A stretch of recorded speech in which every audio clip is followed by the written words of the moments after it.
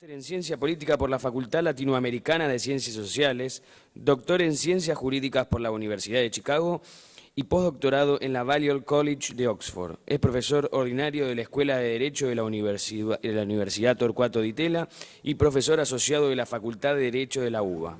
Ha sido profesor e investigador visitante en varias universidades extranjeras y es autor de numerosos libros y artículos publicados tanto en el país como en el exterior. También está Eduardo Righi, abogado de la UBA y doctor en Derecho de la Universidad de Pompeu Fabra, 2008, profesor posgrado de la Facultad de Derecho de la UBA y profesor adjunto de la Universidad Austral. Se desempeña como fiscal general de Cámara de la Fiscalía de la Ciudad Autónoma de Buenos Aires. Para moderar el panel, la doctora María Elena Lumiento. Bueno, buen día ante todo. Hechas las presentaciones de rigor, le damos la palabra al doctor Eduardo Righi. Bueno, muchísimas gracias. Para mí es todo un honor estar en esta organización, que quiero felicitar a los organizadores. Me parece, la verdad, que algo súper innovador para poder llegar a todos lados a través de estas discusiones que nos interesan, ¿no? También agradecer al Ministerio Público Fiscal y en concreto al doctor Pastor, que cuando uno vuelve de afuera no es fácil incorporarse a la universidad y siempre de una manera generosa, aunque uno a veces no tiene todo el tiempo que le gustaría para poder estar en la universidad, realmente siempre me ha abierto las puertas. También agradecer al profesor Gargarella, porque el trabajo que he podido leer, la verdad que es muy sugerente y creo que va a generar una linda discusión. Y bueno, sin más preámbulos, voy a empezar a tratar el tema. Claro, cuando queremos hablar de qué se entiende por criminalizar la pobreza, tendríamos que por lo menos conceptualizar un poco de qué estamos hablando, ¿no? Parece que hay muchas ideas dando vuelta y sin embargo no estamos en concreto señalando a qué nos referimos. Uno podría decir, bueno, el Código Penal criminaliza a los pobres, una primera aproximación, como diciendo que los más favorecidos no recurren al uso del derecho penal para sojuzgar a los menos favorecidos que intentan minarle su bienestar. Esta podría ser una primera lectura. Sin embargo, desde el punto de vista formal, cuando uno se acerca al Código Penal, en principio los tipos penales hablan de el qué, no hablan del pobre, por lo tanto, de una perspectiva formal, plenamente formal, parecería ser un exceso verbal decir que el derecho penal criminaliza la pobreza. Ahora bien, cuando uno recurre a la praxis, a la realidad, y ve la población carcelaria, ¿no?, en sociedades heterogéneas, en cualquier parte del mundo, parece ser que la población es homogénea, ¿no? Siempre nos encontramos con superrepresentación de los sectores más vulnerables, más pobres, más necesitados. Entonces, de esta perspectiva, uno podría sostener que en la praxis, ¿no?, el derecho penal terminaría criminalizando a los pobres y marginados. Ahora bien, lo cierto es que también el derecho penal o el poder punitivo también se utiliza a personas que no son marginadas, ¿no? Podemos hablar de estafadores, contrabandistas, evasores fiscales, etc. Y también nos deberíamos preguntar si todos los pobres cometen delitos, ¿no? Y realmente existe una inmensa mayoría de personas que se encuentran en situaciones de escandalosa pobreza y marginalidad, que luchan esforzadamente, día a día, para vivir y alcanzar algo de dignidad, aún sin quebrantar el Código Penal. Con esto podemos tener una clara representación en el capítulo 2 del Evangelii Gaudium, ¿no?, ahora que está muy de moda el Papa Francisco, y que también señala que el derecho penal no es la respuesta, ¿no?, a esta cuestión, a la inseguridad. Lo cual nos demuestra que la libertad del ser humano algo tiene que ver, ¿no?, a la hora de decidir la obediencia o no al ordenamiento. En consecuencia, identificar también a los pobres con la criminalidad es realmente una clara injusticia, ¿no?, porque esto no es así. Lo mismo se podría señalar también de los extranjeros, ¿no? Es más, los pobres y marginados son víctimas del delito. De manera constante se enfrentan al delito. Ahora bien, el Estado, y esto es muy importante, les ofrece protección penal como cualquier ciudadano con independencia de sus condiciones. Y esto es un tema que va a ser muy central a la hora de fundamentar el deber de obediencia al Estado.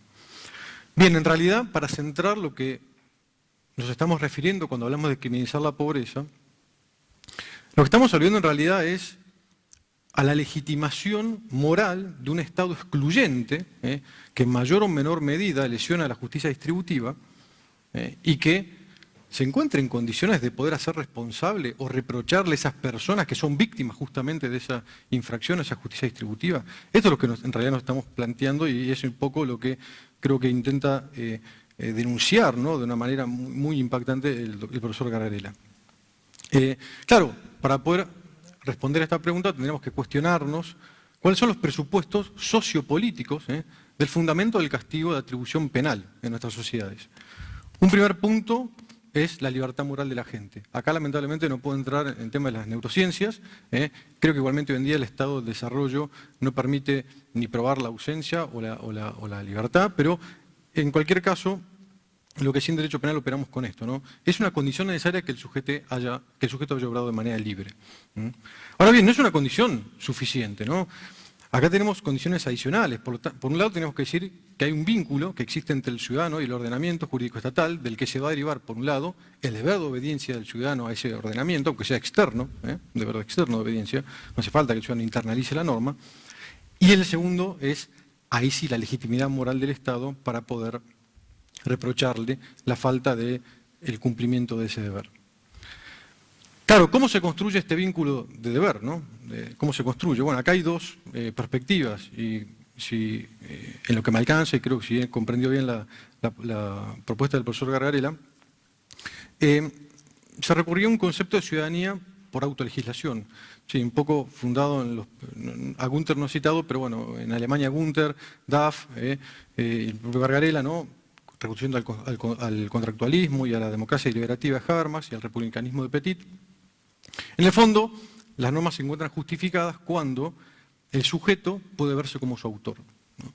Entonces, el sujeto cuando lee y reconoce la norma, se puede ver como en un espejo, ¿no?, los contornos de su cara. Es decir, esta norma la he creado yo. En el fondo, digamos, el destinatario de la norma, el infractor, es el ciudadano, que tiene derecho a participar de los procesos de decisión política de los que surgen las normas con legitimación democrática.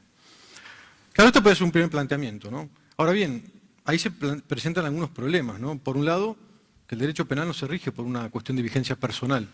Si a mí me gusta o no me gusta la norma, si puedo participar o no. Hay una cuestión de vigencia territorial, ¿no?, de las normas. Por otro lado, que lo que ocurre es que hay sujetos que no tienen el derecho de participar de los procesos de decisión política. Por ejemplo, los extranjeros no tienen derecho a voto. O incluso algunos nacionales que, teniendo ese derecho, no lo pueden ejercer en virtud de su minoría de edad, o incluso porque están excluidos, ¿no?, y por lo tanto no pueden acceder a ese proceso de importancia de la decisión de política. Claro, esto, si uno lo toma en serio, nos llevaría a señalar que hay determinados sujetos que no se les puede imputar responsabilidad, no se les puede hacer responsables. Y si cometen hechos antijurídicos, en principio, ¿cómo hacemos para responder? Porque no se podría negar que ante un hecho antijurídico cabe una respuesta del ordenamiento y por lo tanto deberíamos reconocer unas ciertas medidas de seguridad, ¿no?, frente a estos injustos sin culpabilidad. Claro, también hay una realidad. El gran número de leyes penales tiene una especificación y tecnicismo que parecen poco aptas para hablar de una autolegislación, que un sujeto pueda participar y reconocer bien cómo se hace eso. Y también hay una distancia entre el diálogo ideal, ¿no?, de esa participación con el proceso real, ¿no?, que suele ser populista, tecnocrático y partidocrático.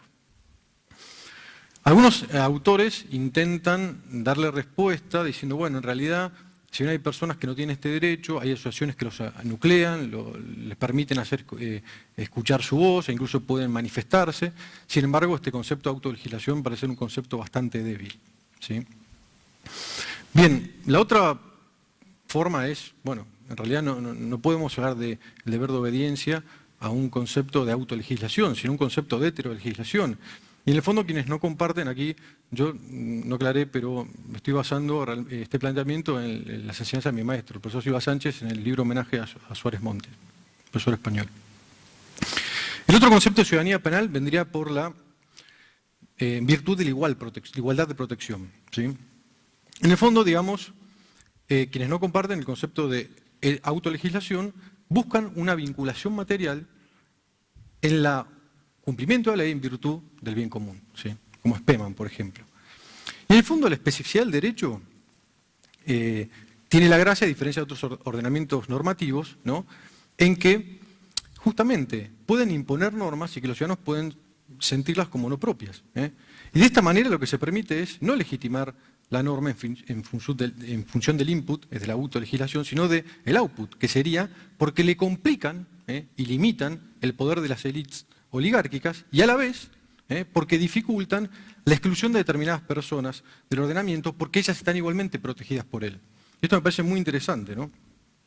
Esto claramente lo llama Public, ¿no?, en Alemania. Por lo tanto, lo que es importante, además de esta igualdad de protección, es que las normas también ofrezcan un conjunto de condiciones de la vida social que permitan que estos grupos, ¿no?, y cada uno de sus miembros pueda conseguir con más plena y fácilmente su propia perfección. Vamos al ejemplo del extranjero, ¿no? Es decir, cuando uno va a un país que está como turista o incluso viviendo algunos meses, si a uno lo roban, el ordenamiento lo protege.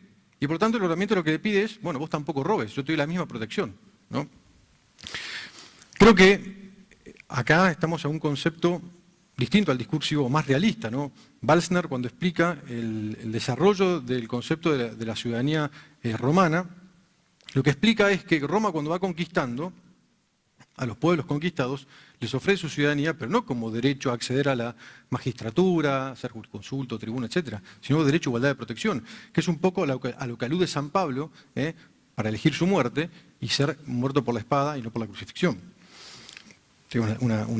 Muy cruento, ¿no? El derecho no se ve San Pablo en ese momento como eventual candidato a una magistratura a poder decidir, sino como la igualdad de protección que tiene cualquier ciudadano romano.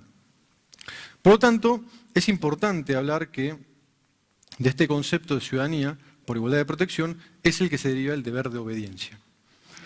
Ahora bien, yo podría tener eventualmente este concepto, pero es un concepto muy formal, ¿no? Porque ahí sí entrarían un montón de sujetos que en principio, conforme el concepto de autolegislación, no podrían ser llamados culpables. Y acá habría que hacer unas consideraciones materiales. Por un lado, conocidas por todos, un condicionamiento psicosocial de actuación del sujeto, ¿no?, en cuanto a la que sea imputable y eventualmente que no esté sumido en un error de previsión. Primer concepto que todos manejamos en derecho penal. Pero la segunda condicionante viene por esta desigualdad, y acá es la importancia un poco, y acá sí estamos de acuerdo con Gargarella, esta desigualdad sociopolítica que realmente existe entre unos sujetos y otros sujetos, ¿no? Y esta desigualdad lo que afecta es en el estatus de ciudadano, ¿sí? Acá habría como una especie de atenuación del deber ciudadano y por lo tanto desvincula, ¿no?, justamente debilita su protección y consecuentemente esto tiene que afectar a la hora de atribuir responsabilidad. Esto es un poco lo que hay que tener en cuenta. Claro, yendo a la pobreza y la marginación, en una ciudad en la que crecen la marginalidad y la pobreza, ¿no?, y la precariedad, decirle al sujeto que es su exclusiva responsabilidad parece hipócrita y cómplice. Y esto estamos de acuerdo con Gargarella, ¿no? Pensemos en un ejemplo cotidiano, ¿no? Si un jefe le dice a su empleado, que le tiene deber de obediencia, mira, para el lunes necesito que tengas este trabajo terminado. Naturalmente eso presupone que el jefe le tiene que dar todas las herramientas necesarias para que él pueda llevar a cabo esa tarea, ¿no? Y el jefe no se la da. La oficina está cerrada, no da la computadora, no da los materiales que le pide, no le compra las cosas que necesita para poder resolver ese trabajo. Y aún haciendo un pequeño esfuerzo, no lo hace, tampoco hubiera llegado al éxito. Y el día señalado viene el jefe y le dice, ¿cómo no hiciste tal cosa? No sé qué, y le empieza a reprochar. ¿Está en condición moral el jefe de poder reprocharlo por el cumplimiento de eso? Esto es un poco de lo que se trata, ¿no?, en el ámbito de derecho penal. Naturalmente, esta consideración como un componente para, a este vínculo formal para graduarlo, lo que deberá tener una graduación. Y yo creo que en este sentido la teoría del profesor Varela, al menos en lo que yo he leído, el trabajo del CELA, me parece que no es tan distintiva, ¿no? Aparentemente estamos hablando de impunidad, pero no estamos hablando de casos, ¿no? Y bueno, creo que el derecho penal ofrece una mayor distinción, ¿no? Habrá casos donde esté justificado, ¿no? Habrá casos donde esté justificado el hecho, habrá casos donde pueda ser disculpado, habrá casos donde no sea exigible, y habrá casos donde debe ser responsable un sujeto en virtud de la gravedad del hecho y que no hay nada en que el Estado no le haya podido ofrecer para que él no obre de esa manera y cumpla con su deber. Creo que en el fondo lo que está presente acá es la doctrina de inexigibilidad, ¿sí? Yo acá aludo un poco al trabajo del profesor Robes Planas, donde comenta el caso del Lehnen-Fenger, es un famoso caso alemán, donde a finales del siglo XIX había una crisis económica con mucha inflación en Alemania y bueno, eso generó que muchas personas tengan que enfrentarse al ordenamiento penal para poder sobrevivir, subsistir.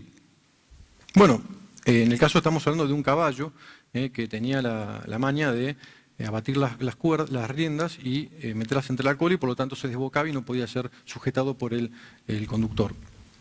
Bien, en este caso el Reichsgericht consideró que no le era exigible porque el Estado no da salidas alternativas al sujeto para probar de otra manera. Y ahí la pérdida del trabajo era prácticamente quedar en bancarrota y no poder ofrecer a su familia el mínimo sustento necesario.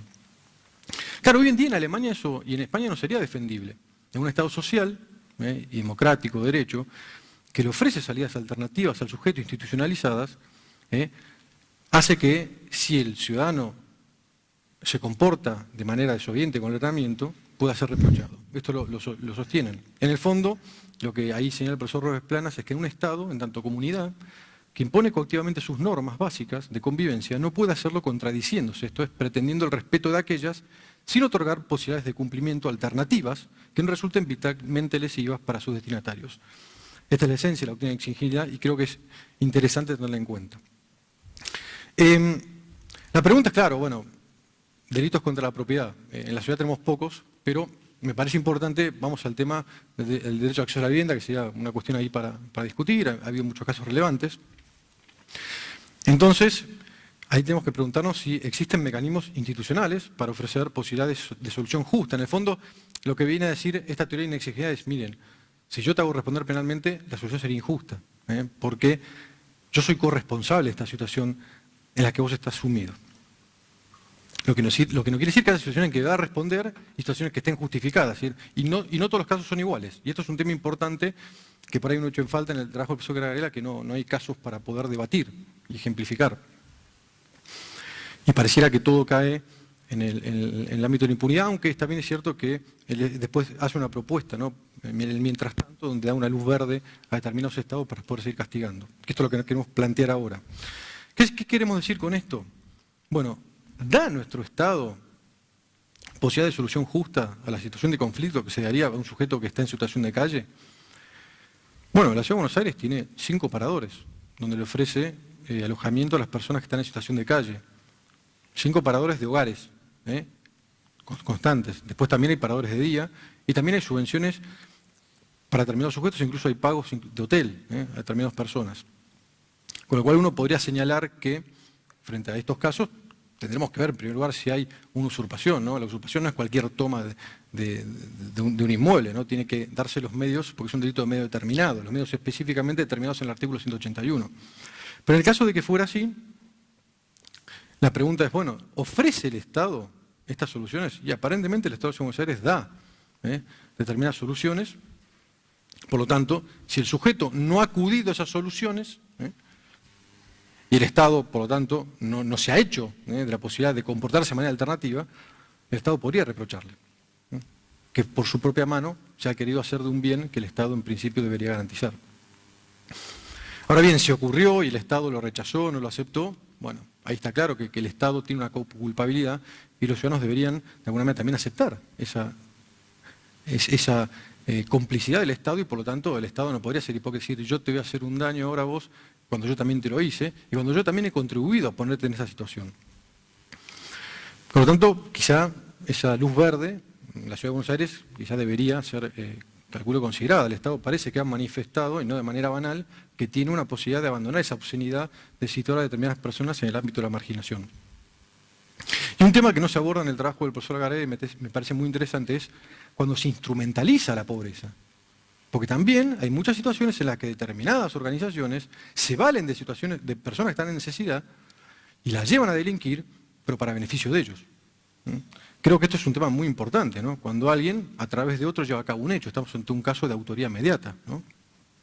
Podríamos estar ante un caso de autoría inmediata, es lo que me parece importante. Y por otro lado, también tener en cuenta que el derecho penal es un sistema integral y no solo tiene cuestiones del punto de vista de la dogmática penal, sino también el derecho procesal esté integrado en su aplicación. Es el medio que nos permite aplicar el derecho de fondo. Y en el ámbito de la Ciudad de Buenos Aires tenemos el principio de oportunidad, que nos permite elegir eventualmente la imputación. Y creo que, si mal no recuerdo, que está el profesor Sebasco, el doctor Sebasco también, en el caso del barrio Papa Francisco, las imputaciones no fueron dirigidas a los pobres, fueron dirigidas a los cabecillas, que me parece que su historial en cuanto a la pobreza me parece que no es tal. Por lo tanto, creo que es importante aclarar a qué nos estamos refiriendo. Me parece muy interesante la propuesta del profesor Gargarella, no comparto los fundamentos en cuanto al deber de obediencia, creo que hay que buscar un concepto de ciudadanía en virtud de igualdad de protección. Creo que eso permite poner en cuadro que hay muchas situaciones. Podemos tener el caso de una mujer con su niño, 20 grados bajo cero, donde si no ingresa una propiedad, su hijo muere. Bueno, no estamos ni siquiera hablando de un tema de poder imputar reproche, estamos hablando de un caso de justificación. Por eso hay casos y casos. Hay casos y casos, y me parece muy importante que el derecho penal, que tiene un montón de estructuras dogmáticas muy finas, muy trabajadas durante muchos siglos, pueda dar una respuesta a esta pregunta que se ha hecho el profesor Gargarella, que es muy interesante, y creo que concordamos en muchos aspectos, pero creo que puede matizarla y dar una mejor fundamentación en determinados casos. Muchísimas gracias.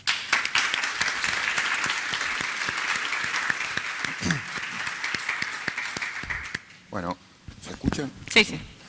Bueno, muchísimas gracias por la invitación, gracias a María Elena por todos los esfuerzos que ha hecho en la coordinación, a Daniel por el enorme esfuerzo también de presentar todo esto, además en un ámbito, como decía bien Eduardo, tan amable.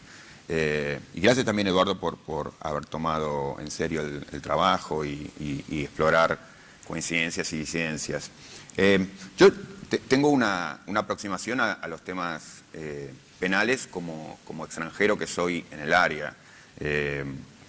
Y también con los sesgos propios que tengo, que son sesgos, si se quiere, teóricos. Ahora, así como yo reivindico la vocación de examen empírico que reclamaba el amigo Alberto Binder, también reivindico al mismo tiempo y especialmente la necesidad de clarificar cuáles son los puntos teóricos en los que nos afirmamos para luego poder, uno, direccionar el trabajo y la investigación empírica, y dos, definir, digamos, criterios a aplicar en los casos concretos. Entonces, sí, yo entiendo, tengo un sesgo particular por cierta preocupación teórica que tiene que ver, digamos, y esto nos podría demorar toda la charla y por eso simplemente lo enuncio dogmáticamente, pero sí tiene que ver con cierto modo de pensar la democracia, que tiene que ver con una idea de discusión, inclusión, en donde todos los afectados intervienen. Eso como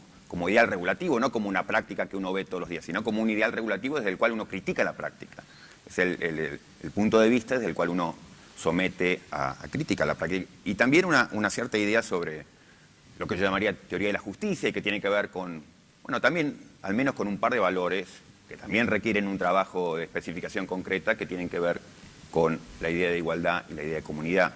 O sea que ahí, en ese marco definido por una cierta idea de democracia y una cierta idea de la justicia, es de donde yo me aproximo a la cuestión. Y quería hacer, bueno, tres reflexiones generales sobre los modos de creación de las normas, los modos para pensar, digamos, cómo pensar las ofensas y cómo pensar las respuestas, o sea, los reproches a las ofensas. Sobre lo primero, como decía Eduardo, tenemos coincidencias y disidencias.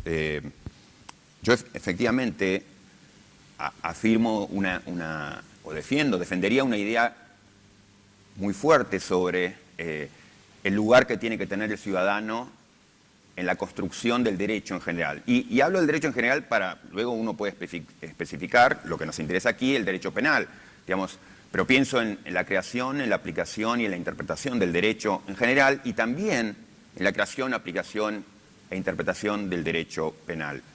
Y me parece que en todas las áreas, pero diría muy particularmente en el área penal, hay en la doctrina una clara hostilidad a la idea de democracia, a la idea de democracia que se la ve como un ideal irrenunciable, que está allí, pero o se lo vacía de contenido o se lo reduce a un significado mínimo, en donde deja de tener mayor sentido. Y sostener una visión fuerte de la democracia en este punto, bueno, no lo hago o no lo haría por una mera vocación rimbombante en términos teóricos, sino por una cuestión de convicción sobre cómo entiendo que debe operar el derecho.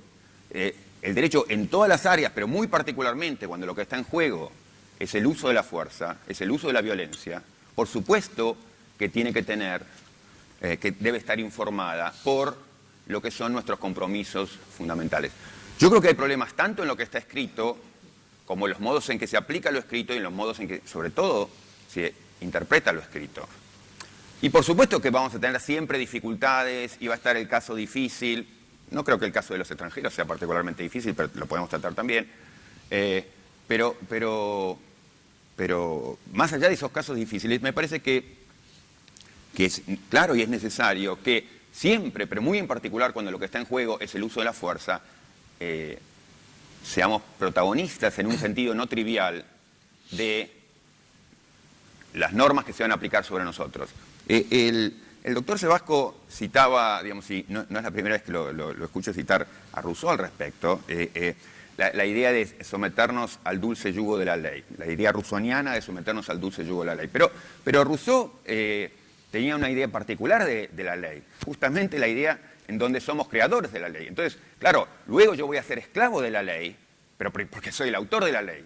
Entonces me voy a someter al dulce yugo de la ley y voy a ver la obediencia al derecho como una obligación irrenunciable. Pero porque cuando veo que el derecho habla, veo que estoy yo hablando. Cuando escucho la voz del derecho, me escucho a mí mismo, en un sentido no trivial, insisto, en la idea de que digamos, el derecho tiene que ver íntimamente con convicciones que compartimos. Cuando, como decía Eduardo, uno ve sociedades heterogéneas con composiciones carcelarias homogéneas, uno dice, bueno, exactamente, estamos incurriendo en el problema que era anticipable. Si el derecho solamente lo crean, aplican e interpretan unos pocos, y es muy probable que esos pocos no estén nunca siendo reprochados y que los reprochados sean los otros, no por una cuestión conspirativa, no porque los ricos conspiran contra los pobres o los malos contra los buenos, no, digamos, porque por una cuestión de simple autointerés, el que aplica la ley, el que escribe la ley, no la escribe en contra suyo, pero eso pasa en todos lados. Cuando en Estados Unidos Madison, Hamilton, Jay, los grandes padres fundadores escriben la Constitución que todavía hoy, de algún modo, en el mundo honramos, bueno, lo hacen salvando las responsabilidades de los esclavistas, que eran muchos de ellos. Digo, no quiero hacer una lectura conspirativa de la Constitución. Digo, es un hecho obvio que aquellos que escriben, aplican, interpretan el derecho, se reservan una carta muy importante que genera un riesgo enorme, que es el derecho se aplique, y sobre todo la fuerza se aplique, la violencia se aplique contra todos los demás y no contra uno mismo. Entonces, someterse al dulce yugo de la ley sí requiere este paso previo de somos autores en un sentido no trivial de la norma, e interpretamos la norma también colectivamente. Si no, lo que tenemos es el modo de creación, aplicación, interpretación, y no lo digo de un modo insultante, elitista del derecho. Digamos, seguimos hoy, y seguimos pensando la reforma del Código Penal y la reforma del Código Procesal Penal de un modo elitista, con todos los riesgos que eso implica. Cuando ciertas faltas las reprochamos de modo grave, el tráfico de estupefacientes, y otras quedan impunes, la corrupción estructural, lo que vemos todos los días. Bueno, eso nos dice algo sobre cómo se crea, aplica, piensa e interpreta el derecho. Entonces, debemos hacernos cargo de eso. Y creo que la teoría también ayuda a pensar sobre esos casos. Eso sería lo que diría respecto de la creación del derecho, que implica la creación del derecho en general, no solamente el derecho penal, pero diría especialmente el derecho penal. La conexión derecho penal y democracia es especialmente importante. ¿Por qué? Porque lo que está en juego es la violencia que se va a aplicar contra mí, contra cualquiera, digamos. Y el riesgo de lo que está en juego es enorme, que los más beneficiados, que son los que escriben la ley, se absuelvan ellos mismos y usen las herramientas de la violencia contra los otros.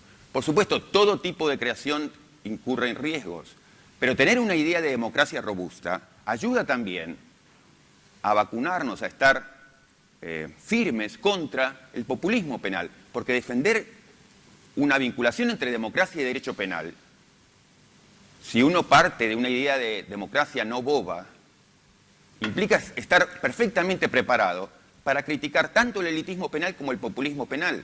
El populismo penal que también ha dominado en Argentina. En Argentina, como sabemos, digamos, hemos estado oscilando, como en tantos otros países, entre formas de creación del derecho penal elitistas o populistas. Ambas son repudiables desde una teoría de la democracia. No hay que tener miedo de establecer una conexión entre derecho y democracia, entre otras cosas porque uno no parte de una idea boba de democracia. No piensa que democracia es lo que dijo una mayoría a la que nunca le consultamos nada. Lo que dijo la mayoría en la que yo creo que diría la mayoría. O lo que dice una encuesta que dice la mayoría. No, una encuesta no es democracia. El mercado no es democracia. Entonces, yo creo que la crítica habitual a establecer una conexión entre derecho y democracia parte muy especialmente de una idea muy débil de democracia. Claro, con una idea tan débil de democracia, todo luego es criticable. No, yo creo que con una buena, interesante, defendible, razonable concepción de la democracia, estamos bien preparados tanto para resistir el actual elitismo como para resistir las oleadas de populismo penal que habitualmente nos agobian. Alguna cosa sobre la cuestión de las ofensas.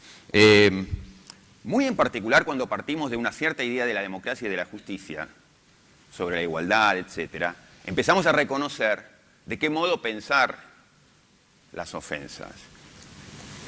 Por ejemplo, digamos, en sociedades marcadas por la desigualdad como la nuestra, y partiendo de una idea de la democracia que lo que dice es, cuando hay voces ausentes en la creación, aplicación e interpretación del derecho, creamos un enorme riesgo de que el derecho vaya a aplicarse contra ellos. Insisto, no por una conspiración, sino por cómo funciona la maquinaria. Entonces, desde esa concepción de la democracia que toma como central la voz del disidente, la voz del crítico, nada es más importante que proteger la voz del crítico. En situaciones de desigualdad desesperante como la nuestra,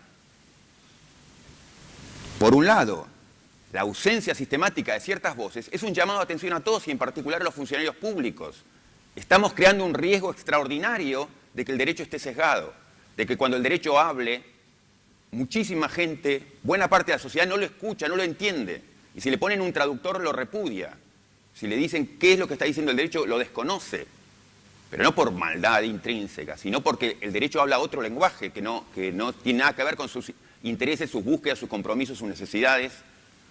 Entonces, por un lado, partir de una cierta visión de la democracia que pone el acento en una discusión inclusiva, nos llama la atención sobre la urgencia de proteger siempre y muy especialmente en este tipo de contextos la voz del crítico, la voz del disidente. Y muchas veces es esperable que cuando el derecho está escrito por los privilegiados que también somos nosotros, interpretado, aplicado por ellos, es muy probable que incurramos en el riesgo de empezar a usar el derecho para proteger los beneficios que tenemos de las amenazas de los otros. Y que le hagamos la vida a muchos otros difícil, ilegalizando todo lo que puede ser, digamos, su búsqueda de una alternativa. Entonces, no es asumir una visión ingenua o tonta respecto del derecho o del crimen, de las ofensas, sino una visión que no sea abusiva, que no se comprometa con los abusos establecidos del estado de cosas reinantes. ¿En qué sentido? En partir de que cuando hay una crítica, sobre todo cuando los canales institucionales apropiados para hacer una crítica están todos bloqueados.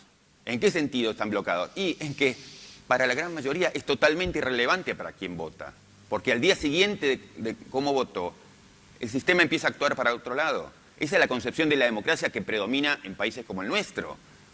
Democracia es votar. Y después espere 4 años y vuelva a votar. Digamos, no, democracia es todo lo contrario. Democracia es lo que hacemos todos los días. Democracia implica el desafío cotidiano, no que voy a esperar 4 años para ver que otra vez pasen por encima de mi voz.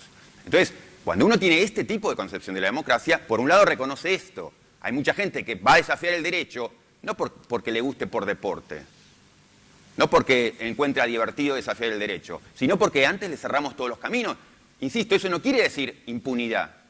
No, requiere que cuando lo que está en juego es una falta cometida por personas que nosotros o que el Estado ha castigado de modo sistemático, el Estado debe estar especialmente alerta, y muy en particular los jueces, los fiscales, de no voy a ser cómplice de esa situación de reforzamiento de la desigualdad, sino aquí puede haber esto, un llamado a atención a qué es lo que estamos haciendo.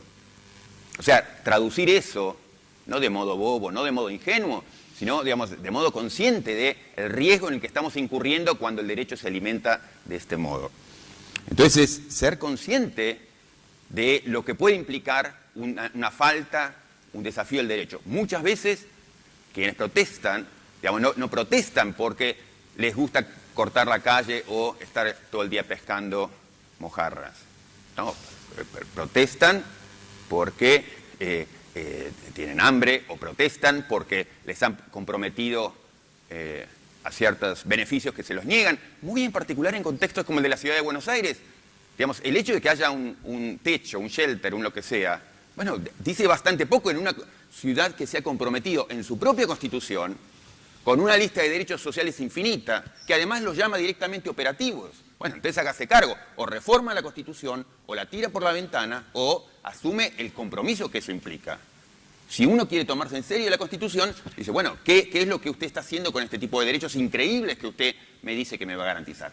Y entonces hágase cargo de eso. Entonces, yo creo esto, que el operador jurídico tiene que ser especialmente consciente de ese riesgo. Fíjense, digamos, una gran metáfora, digamos, no quiero hablar de política, 5 minutos me quedan. Ya te digo. Un poquito más. Un poquito más, 6 minutos. Una gran metáfora, digamos, no quiero hablar de política, simplemente señalo esto, de cómo el kirchnerismo y el gobierno de la ciudad han gestionado esta cuestión, es lo que han hecho en el Parque Indoamericano. El hecho de que mucha gente se tire de cabeza a un descampado, digamos, de modo desesperado, puede verse como el trabajo de unos infiltrados, atorrantes, digamos, buscadores de tropelías, o como una situación de a qué nivel de desesperación debe estar cierta gente para estar dispuesta a vivir en una choza.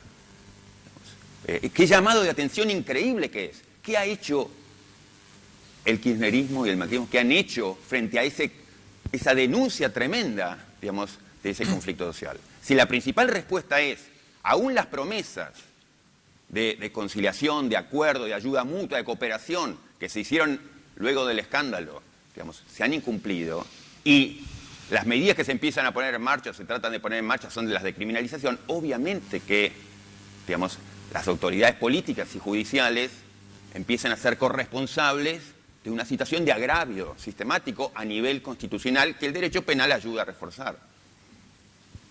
Un último punto sobre el tema de la falta y el reproche.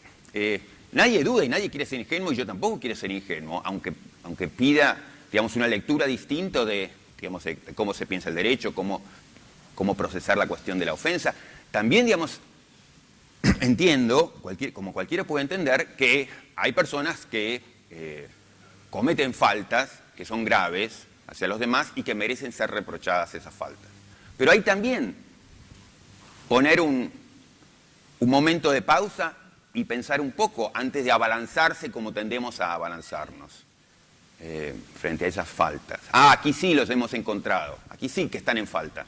Bueno, primero, el llamado de atención que decía antes, digamos, hasta qué punto yo como autoridad pública no he sido corresponsable de esta situación o no paso a ser corresponsable. Segundo, lo que hablábamos, lo que enunciaba también Eduardo, digamos, ver si hay causas de justificación, ver si hay causas de excusa, puede ocurrir.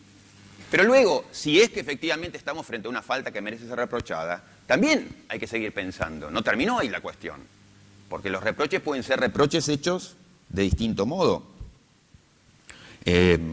Yo ahí llamaría la atención al menos sobre 2 puntos y con eso voy terminando. Uno es que no cualquier reproche es aceptable. Digamos, la idea de que una falta es igual a privación de la libertad me parece que forma parte de la locura con la cual pensamos nuestra relación con la violencia estatal. Hemos normalizado una situación que habíamos repudiado en el minuto 1, cuando decíamos el derecho penal es la última ratio. No, pasó a ser primera ratio. La peor versión del derecho penal es primera ratio. Digamos. En el primer momento se aplica en su peor versión.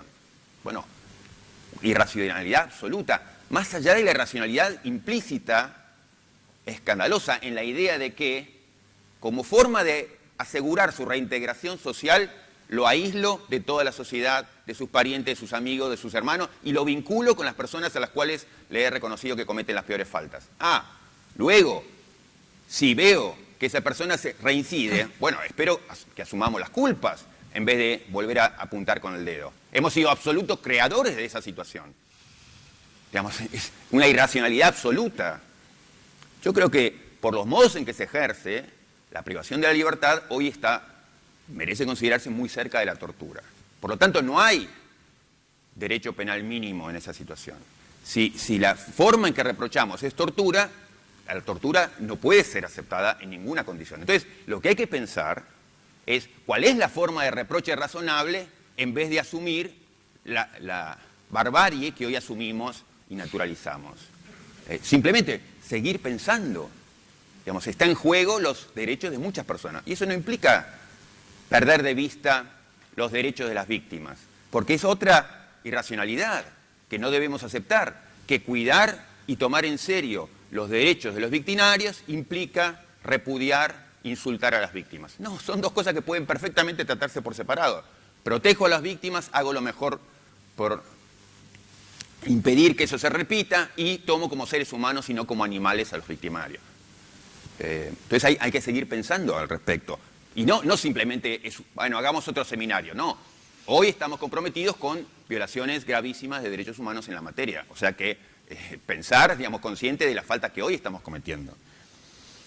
Y el último punto es esta idea. Entonces, la anterior había sido, reproche no es igual a castigo, castigo no es igual a cárcel. La idea de que saltemos de reproche a cárcel forma parte de la locura en la cual estamos involucrados. Digamos, el nivel de irracionalidad con el que nos acercamos a estos problemas gravísimos. Y el último punto, que también está sugerido en la lectura que hacía Eduardo de mi trabajo, es este de referido a la posibilidad de que el Estado reproche, la capacidad del Estado para hacer un reproche. La formulación en los textos de Anthony Duff, por ejemplo, es esta de, que a mí me resulta muy atractiva, digamos, yo he cometido una falta, soy responsable de esa falta, pero ¿quién es usted para reprochármela?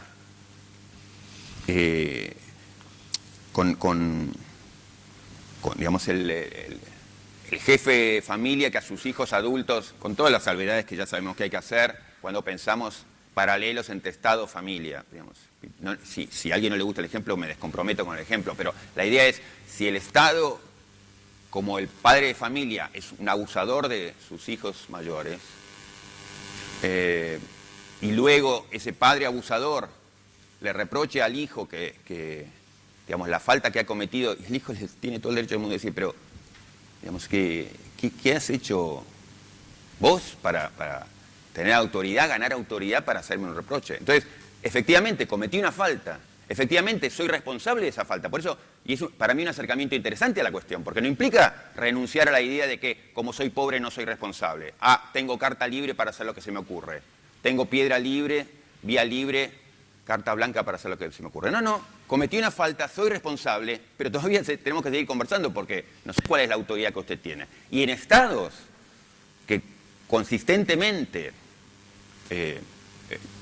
cometen agravios respecto a sus ciudadanos, esa situación se pone difícil de resolver. Duff, digo, no quiero hacer esto como una mera cita de autoridad, pero Duff plantea una duda sobre la autoridad que tiene el Estado para ejercer reproches pensando en Estados Unidos e Inglaterra.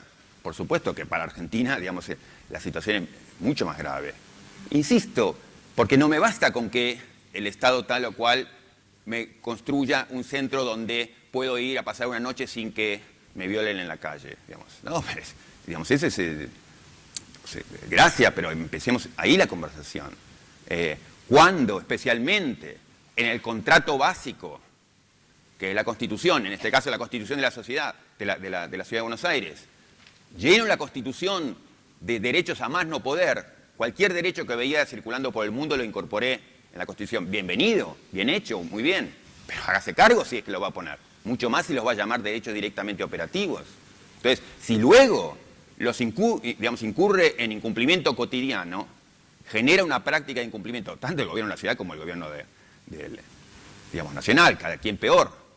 Bueno, entonces, la autoridad de ese Estado para levantar su mano, que en este caso implica, digamos, la peor forma de la violencia, es una autoridad que merece ser, digamos, merece llamarse la atención sobre ella. Bueno, yo terminaría ahí. Muy bien, le agradecemos las exposiciones a ambos.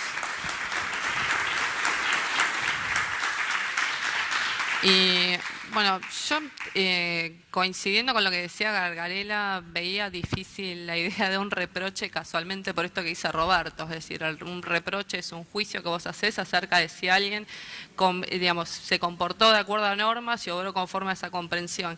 Y el Estado, en líneas generales, con todos los derechos, digamos, con las extensas cartas de derechos que tienen las constituciones, parecería difícil que uno pudiera afirmar que no se ha comportado de manera incorrecta con relación a los mismos que criminalizan muchos casos. Eso por un lado. Y por el otro, lo que a mí me surgía de tu exposición, Cucho, particularmente, es lo que suele suceder no es que el Estado ha hecho nada, realiza acciones insuficientes todo el tiempo. Entonces, vos ahí, ¿cómo haces un juicio de culpabilidad? Porque en realidad lo planteamos en una situación donde la disquisición es, no es que yo intenté que el Estado me proveyera, el Estado siempre, digamos, de base, está realizando acciones insuficientes. Entonces, ¿cómo hago ese juicio de reproche en estos casos con acciones insuficientes de parte del Estado? Préndelo, si no.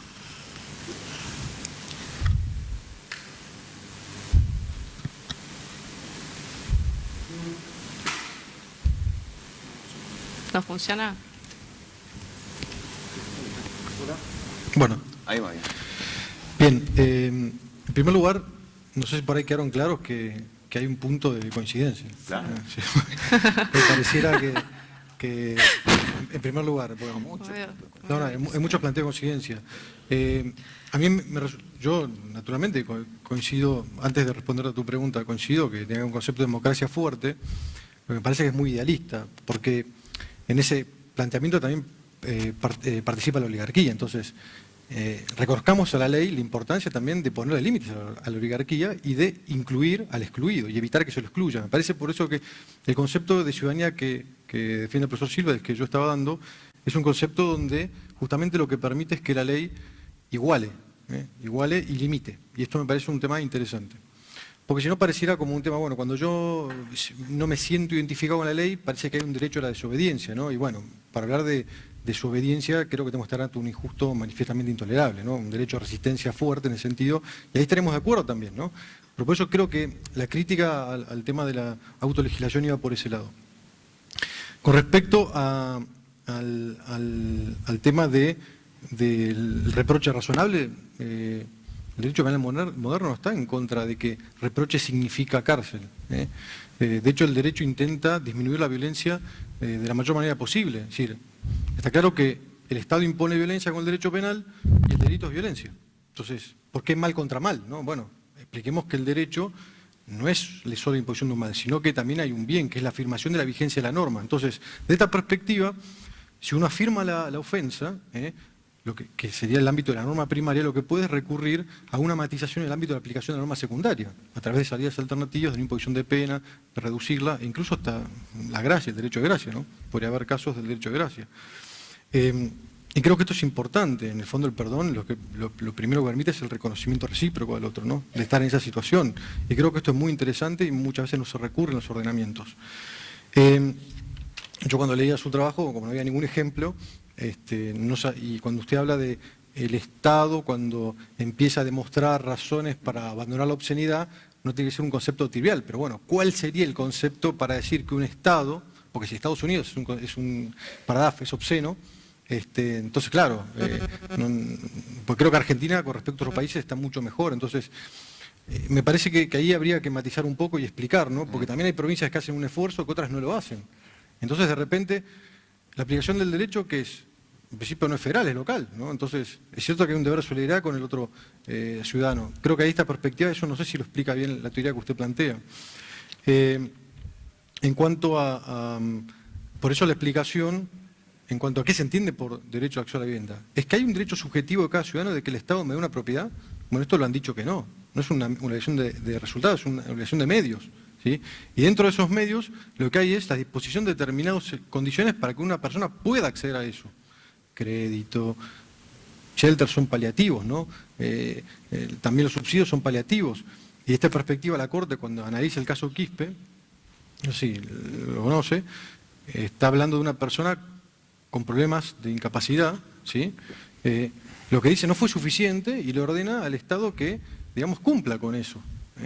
¿Por qué? Porque esta persona a la cocina no podía acceder, gritaba, molestaba mucho, no era apto el shelter para eso. Lo que está diciendo es que en otros casos sí es apto. Entonces, parece que hay ahí un cierto comportamiento tendiente a esta luz verde que usted le termina de dar a determinados casos. Por eso yo intenté reconstruir un ejemplo a la luz de lo que había leído usted.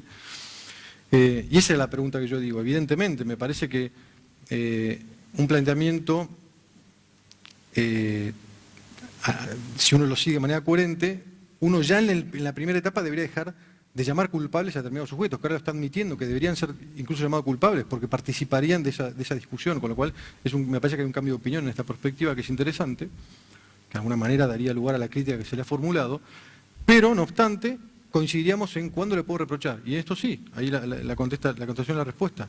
Bueno, tenemos que ver caso por caso, hay casos que ni siquiera va a haber reproche, porque estamos ante un caso de justificación. Yo di un ejemplo de justificación. Y en otros casos tenemos que ver si se puede aplicar alguna cuestión de doctrina de inexigibilidad. Naturalmente esto es un desafío que requiere de... está en pleno, recién está en germen, es decir, es un tema que se ha empezado a debatir, ha tomado la danza de punta el profesor Gargarela, el profesor Silva Sánchez ha hablado del tema, el profesor Robert Planas también. Bueno, es un tema que en cuanto a este principio de coculpabilidad, si mal no recuerdo, el Código Penal peruano habla de esto, que a la hora de aplicar la pena, los jueces deberán tener en cuenta las situaciones de pobreza, marginación en las que esa persona se ha encontrado y las razones del Estado por las cuales esa persona está en esa situación y no la ha sacado de ahí. Entonces creo que es interesante debatir esta cuestión para poder a la hora de aplicar el derecho saber si puedo o no reprochar. Pero me parece que una respuesta binaria, blanco-negro, le hace perder esta riqueza que las instituciones dogmáticas de derecho penal ofrecen. Yo no digo que tampoco hay que ser ingenuo, ¿no? Y cuando usted señalaba el tema de cómo la gente se tiraba la pileta por un terreno, primero vamos a distinguir dos casos. No es lo mismo que aquel que asumió un compromiso, no lo cumple y yo me apodere de sus bienes, que era al bien del particular, ¿no? Porque había que hacer un esfuerzo de legitimación. ¿Por qué no puede tomar la casa del vecino, que no le ofreció ningún deber, ningún derecho? Y no sé si estaríamos dispuestos a señalar que el vecino debería tolerar eso, porque la violencia social que generaría sería muy grave. Por eso la necesidad de reafirmar el injusto. Y también la genialidad de usted de buscar un caso donde el propio víctima sería aquel que causa la injusticia, ¿no? Con lo cual no podría reprochar de ninguna manera.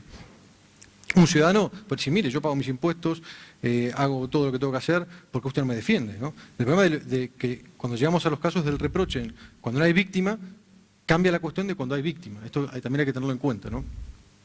Y para contestar tu pregunta, creo que la respuesta merecerá del caso concreto ver si efectivamente hay soluciones institucionales para, no el resultado, pero dar medios para paliar esa situación, y si el sujeto no ha utilizado esa alternativa y lo que ha hecho es dañar, ahí sí cabría el reproche. Y eso no quiere decir que el reproche sea necesariamente la pena, que sea cumplimiento efectivo y que no tenga una atenuación en virtud de esta reducción del estatus de ciudadano que es la que yo he manifestado al comienzo. Con lo cual creo que hay una forma de compatibilizar ambas posturas más allá de los fundamentos por los que se arriba. Claro, pero, por ejemplo, si el medio fuera totalmente idóneo, puede ser una mala... Si el medio fuera totalmente inidóneo, digamos, el que adopte el Estado, vos aceptarías que en ese caso no habría reproche. Eso se resuelve con proporcionalidad, básicamente.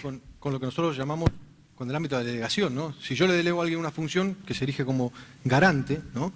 Naturalmente le toca los medios necesarios para que pueda cumplir esa función, si no la delegación es nula. Si yo no ofrezco ninguna salida idónea, en el fondo no hay ninguna posibilidad de reprochar, eso está claro. Quería hacer varios comentarios, gracias a ambos. Sobre lo de Mayelena, simplemente como reforzaría un poco lo que señalabas, que no es simplemente que el Estado realiza acciones insuficientes, sino que muchas de las acciones que lleva adelante Ideales. violatorias de derechos. Entonces, hay una situación que es más difícil de justificar. Empezaría señalando que el haber partido, como partí en el minuto 1 de la presentación, de un cierto ideal regulativo, si algo ayuda a hacer, si algo bloquea el ideal regulativo, es la idea del todo o nada. Justamente un ideal regulativo es la que nos permite decir, aquí estamos más cerca del cumplimiento, menos cerca del cumplimiento, más lejos. Entonces, es justamente la función del ideal regulativo es escapar de la idea de todo o nada. Y de ningún modo la idea es, usted cometió una falta, lo aplaudo. Y tampoco es la idea, digamos, que señalabas al final, entonces usted es culpable. No, lo que yo dije es, primero, tenemos que repensar los modos en que concebimos la creación, aplicación e interpretación del derecho. Segundo, tenemos que ver a qué cosas llamamos ofensa. Hay conductas que a lo mejor no merecen ser llamadas ofensa. Luego puede ocurrir que una persona esté justificada en su ofensa. Luego puede ocurrir que esté excusada. Luego puede ocurrir que no, que es una persona que podemos decir, usted es culpable, es responsable. A esa persona la podemos llamar culpable. Y lo que yo quería decir es, ni siquiera en ese caso podemos decir, ahora sí, ya, vamos con todo. No, tenemos que seguir pensando de qué modo le vamos a reprochar, por qué razones y si tengo autoridad. El hecho de que el Estado, digamos, no tenga autoridad o no tenga autoridad plena, no quiere decir que no podamos seguir pensando en un montón de otras cosas. Esta es una cuestión más. Lo que me interesaba decir es que debemos poner sobre la mesa, que no podemos actuar como si este elemento no estuviera sobre la mesa. No es el único, ni es el primero a lo mejor, pero es absolutamente crucial que no saquemos este elemento que ni siquiera tendemos a considerar nunca. Entonces, era simplemente un esfuerzo al respecto. Perdón que los interrumpa. En 3 minutos termina la transmisión. Dale. Una sola cuestión, profesor, si me deja contestar una cuestión. Perdón. Pueden seguir hablando hasta 2 minutos más. Uno cada uno. No, una sola cosa. A ver, el tema es el siguiente, claro, si yo parto de un concepto ideal que no tiene traducción práctica ni siquiera en las primeras potencias.